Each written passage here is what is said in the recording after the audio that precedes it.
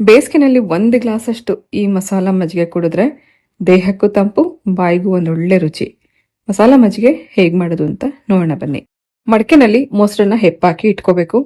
ಇದು ಹುಳಿ ಮೊಸರಾಗಿರ್ಬಾರ್ದು, ಸ್ವಲ್ಪ ಸ್ವೀಟ್ ಮೊಸರಾಗಿರ್ಬೇಕು. ಮಡಕೆನಲ್ಲಿ ಇಡೋದ್ರಿಂದ ತಣ್ಣಗಿರುತ್ತೆ. ಫ್ರಿಡ್ಜ್ ವಾಟರ್ ಎಲ್ಲ ಏನು ಹಾಕೊಳ್ದೆ ಮಡಕೆನಲ್ಲೇ ತಣ್ಣಗಿರೋಂಥ ಮಜ್ಜಿಗೆ ಮಾಡ್ಕೋಬಹುದು. ಮೊಸರನ್ನ ಚೆನ್ನಾಗಿ ಕಡಿಬೇಕು.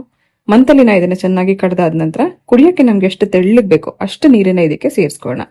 ತೆಳ್ಳಗಿರುವಂತ ಮಜ್ಜಿಗೆ ಫಸ್ಟ್ ರೆಡಿ ಮಾಡ್ಕೋಬೇಕು. ಮಸಾಲೆಗೋಸ್ಕರ ಸ್ವಲ್ಪ ಹುರಿದಿರುವಂತ ಜೀರಿಗೆ, ಇದು ಡೈಜೆಷನ್ಗೂ ಒಳ್ಳೇದು. ಒಂದೇ ಒಂದು ಬೆಳ್ಳುಳ್ಳಿ, ಒಂದ್ ಸ್ವಲ್ಪ ಶುಂಠಿ, ಒಂದೇ ಒಂದು ಮೆಣಸಿನಕಾಯಿ, ಸ್ವಲ್ಪ ಪುದೀನ, ಸ್ವಲ್ಪ ಕೊತ್ತಂಬರಿ, ಸ್ವಲ್ಪ ಸೌತೆಕಾಯಿ ಸೇರಿಸ್ಕೊಂಡಷ್ಟು ರಿಫ್ರೆಶ್ಮೆಂಟ್ ಇರುತ್ತೆ. ಒಂದು ಒಳ್ಳೆ ಸೌತೆಕಾಯಿದು ಘಮನೂ ಇರುತ್ತೆ. ರುಚಿಗೆ ತಕ್ಕಷ್ಟು ಉಪ್ಪು, ಇದಿಷ್ಟನ್ನ ಹಾಕಿ ತರಿತರಿಯಾಗಿ ರುಬ್ಕೋಬೇಕು. ಮಸಾಲ ರೆಡಿಯಾಗಿದೆ, ಮಜ್ಜಿಗೆಗೆ ಮಿಕ್ಸ್ ಮಾಡ್ಕೋಣ. ಇದಕ್ಕೆ ಒಗ್ಗರಣೆ ಎಲ್ಲ ಏನೂ ಹಾಕೊಳ್ಳೋದು ಬೇಡ. ನಮ್ಗೆ ಇದರಲ್ಲಿ ಜೀರಿಗೆ ಪುಡಿದೆ ಒಂದು ಒಳ್ಳೆ ಘಮ ಇರುತ್ತೆ, ರುಚಿಯಾಗಿರುತ್ತೆ. ಚೆನ್ನಾಗಿ ಮಿಕ್ಸ್ ಮಾಡಿ ಸರ್ವ್ ಮಾಡಿ. ಮಡಕೆನಲ್ಲೇ ಮಾಡಿಟ್ರೆ ಬೆಳಗ್ಗೆಯಿಂದ ಸಂಜೆವರೆಗೂ ಹೊಟ್ಟೆ ತುಂಬಾ ಕುಡಿರಿ.